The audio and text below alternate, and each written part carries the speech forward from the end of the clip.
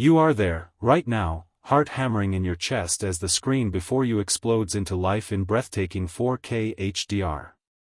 The mist curls like living smoke through the jagged peaks of Skull Island, every droplet glistening with impossible clarity, the ancient jungle pulsing with a rhythm older than time itself.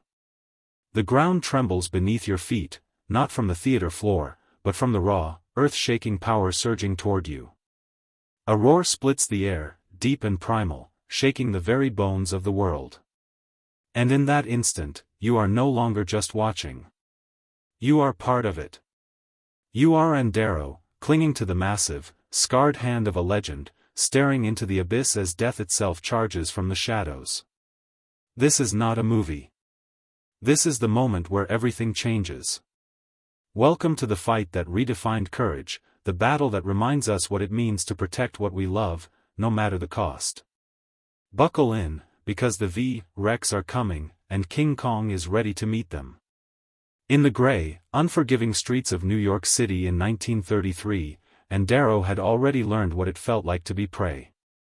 At 25, she was a vaudeville girl with a smile that could light up a dim stage and a heart that had been broken one too many times by empty promises and unpaid rent. Her days were a blur of auditions that went nowhere, of soup lines that stretched like weary snakes, of nights spent staring at the cracked ceiling of her tiny apartment, wondering if the world had any room left for dreamers like her. She was small, fragile in the eyes of the city, but inside her burned a quiet fire, a refusal to fade away, a longing for something real, something that saw her not as a commodity, but as a soul worth fighting for. That fire led her to the docks one fateful morning, where a flamboyant filmmaker named chldn offered her the role of a lifetime, a voyage to an uncharted island, a chance to star in his greatest picture yet. "It's adventure, kid," he said with that slick grin. "It's glory." What he didn't say was that it would lead her straight into the arms of a beast who would teach her the meaning of true strength. The ship, the Venture, cut through the endless blue like a knife through silk, but the journey was no escape. And stood at the rail for hours, the salt wind whipping her golden hair, her thoughts drifting to the life she had left behind. She met Jack Driscoll there, the brooding playwright hired to pen the script, a man whose eyes held the weight of wars he had never fought but felt in his bones. He was cynical, distant at first, a protector who didn't yet know how to protect. Their conversations were tentative, laced with the awkward poetry of two lonely hearts brushing against each other in the vastness of the sea. But Anne's real connection was forming with the unknown, with the pull of the horizon that whispered of dangers and wonders alike. She laughed with the crew, shared stories around the flickering lantern light, but in the quiet moments, she felt the ache of isolation, the same ache that would soon mirror the giant waiting for her on that forsaken shore. Skull Island rose from the fog like a nightmare carved from stone, its cliffs sheer and unforgiving, its jungles a tangled web of vines thick as ship ropes and trees that had stood sentinel for millennia. The natives, with their painted faces and ritual drums, watched from the shadows of their massive wall, a barrier built not just against the beasts beyond, but against the horrors that had shaped their world. When the crew's curiosity turned to folly, when Denham's cameras rolled and the sacrifices began, and found herself bound to that altar, the ropes biting into her wrists like the doubts that had always held her back. The drums thundered. The firelight danced. And then he came. Kong. He emerged from the mist like a god awakened, 25 feet of muscle and fur, his eyes, those ancient, soulful eyes, locking onto hers with an intensity that stole the breath from her lungs. At first, terror consumed her. This was no man, no savior. This was a force of nature, a king in exile, his body scarred from battles that had claimed everything he held dear. And screamed as his enormous hand closed around her, gentle despite the power that could crush mountains. He lifted her into the night, carrying her away from the village, away from the world she knew, to the jagged peaks where he made his lonely throne. There, in the cradle of his palm, she expected death. Instead, she found something far more terrifying, understanding. In the days that followed, as the crew mounted their desperate rescue, Anne's world shattered and rebuilt itself in the shadow of the ape. Kong was no mindless brute. He was a guardian, the last of his kind on an island that had turned against him long ago. She saw it in the way he foraged for fruits, placing them carefully before her as if offering tribute to a queen. She saw it in the quiet moments when he sat, massive chest rising and falling, staring out over the valley where the bones of his fallen kin lay scattered like forgotten warnings. He had lost everything, his family, his world, to the endless cycle of predation and survival. And in Anne, with her small hands and defiant spirit, he found a spark of what he had mourned. She sang to him, her voice trembling at first, then growing stronger, a melody from the stages she had once graced. He listened, tilting his head, his breath warm and steady. When a swarm of giant insects threatened their perch one night, he swatted them away with a roar that shook the stars, then cradled her close, his touch as tender as a father's. But the island was not done testing them.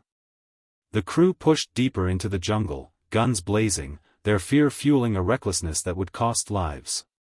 Jack, driven by a love he was only beginning to name, led the charge, his heart torn between duty and the woman he had come to cherish.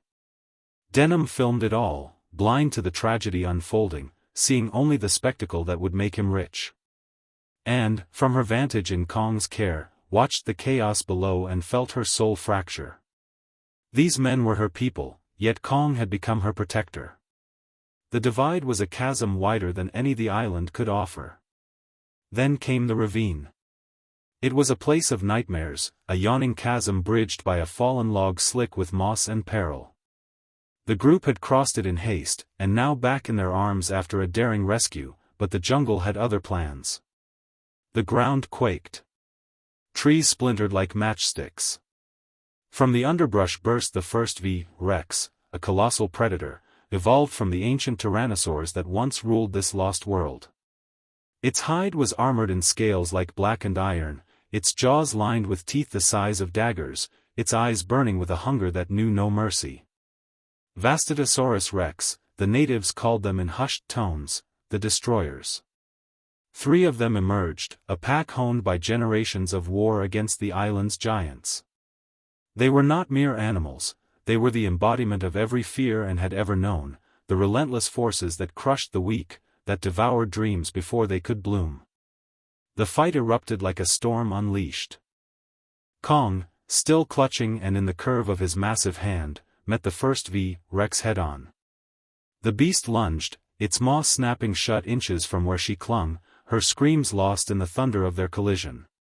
Kong's free fist slammed into the dinosaur's snout with a crack that echoed like breaking bone, sending the creature reeling. But there was no time for triumph. The second Rex charged from the flank, its tail whipping through the air, nearly knocking them from the log. And felt the world tilt, her fingers digging into Kong's fur as he pivoted, using the log as a fulcrum to launch himself upward. Vines dangled like lifelines from the canopy above, and in a display of raw ingenuity born from a lifetime of survival, Kong seized one, swinging and to safety while his legs coiled and unleashed a devastating kick that shattered the second predator's ribs. Pain was everywhere now. Blood, Kong's blood, trickled from gashes where teeth had found purchase, staining his fur a deep crimson that gleamed in the dappled light. Anne's heart shattered at the sight. This creature, this king who had shown her nothing but gentleness, was bleeding for her. "Hold on," she whispered, though she knew he couldn't understand the words. In that moment, as the third Rex joined the fray, circling with predatory patience, and stopped being the damsel. She became the anchor. Her small voice rose above the roars, urging him on, her eyes meeting his in a silent pact, "We fight together." The battle raged across the chasm's edge, a symphony of destruction painted in vivid 4K HDR glory, the sweat on Kong's brow catching the sunlight like diamonds, the saliva dripping from the Rex's jaws in slow, glistening threads, the earth erupting in clouds of dirt with every thunderous step. Kong hurled a boulder the size of a car, crushing the first Rex's skull in a spray of bone and fury. The beast crumpled, but its pack mates pressed on, relentless. One clamped its jaws around Kong's arm, tearing flesh, and for a horrifying second, and dangled perilously close to the abyss. She felt the hot breath of the dinosaur on her skin, its eyes locking onto her with cold calculation. But Kong would not yield. With a bellow that seemed to split the sky, he wrenched free, using the vine to swing in a wide arc, slamming the second V-Rex against the rocky wall. The impact was cataclysmic, rocks cascading like an avalanche. The final V-Rex was the largest, a scarred veteran of countless hunts, its hide marked by the ghosts of battles past.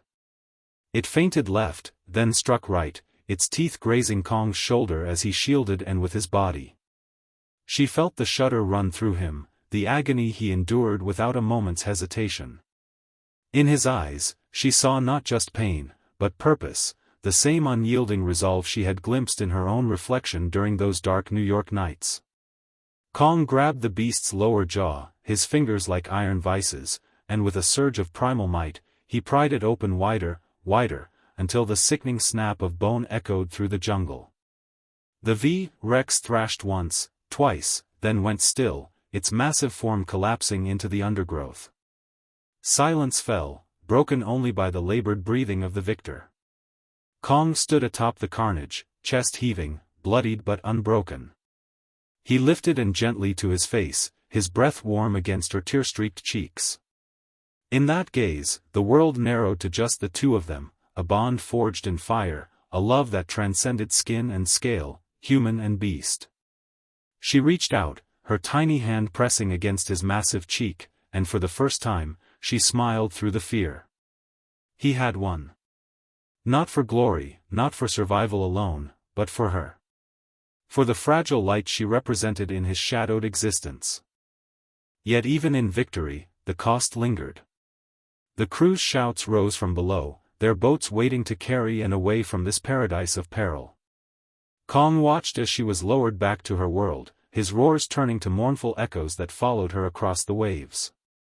The island had tested them all, Anne's courage in facing the unknown, Jack's growth from skeptic to hero, even Denham's blind ambition cracking under the weight of what he had unleashed. They had crossed the chasm, literally and figuratively, emerging changed. The V-Rexes were gone, but their lesson endured. The greatest battles are not won with strength alone, but with the heart's refusal to break. As the Venture sailed into the sunset, and stood once more at the rail, the wind carrying whispers of the jungle. She thought of Kong, alone again on his throne, and felt a profound gratitude. He had shown her that true power lies in protection, in seeing the worth in the smallest among us. In her own life, the V-Rexes had been many, the poverty that stalked her steps, the doubts that whispered failure, the loneliness that had once made her feel invisible. But like Kong, she had learned to fight with everything she had, to hold on to what mattered even when the jaws of the world snapped close. And now, as you sit here in the glow of your screen, the 4K HDR rendering every scar, every emotion in stunning detail, let this story sink into your soul. You, too, have your battles. That dream job that feels out of reach? That relationship fraying at the edges? That inner voice telling you you're not enough? They are your V-Rexes, circling, waiting for you to falter. But remember Kong's roar, Anne's quiet strength. Stand tall. Protect what you love. Swing from those vines of doubt and shatter the jaws that seek to devour your light. If this tale of raw emotion and epic defiance moved you, if it stirred something deep within, reminding you of your own untapped power, then do this for me, for us. Hit that like button right now. Let the algorithm know this story deserves to reach more hearts.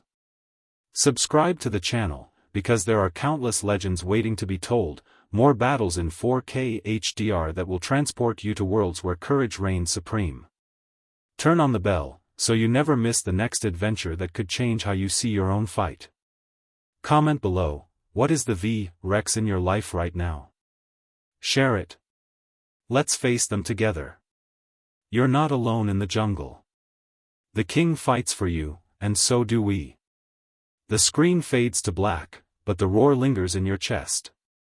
The fight is over, but the inspiration? That lasts forever.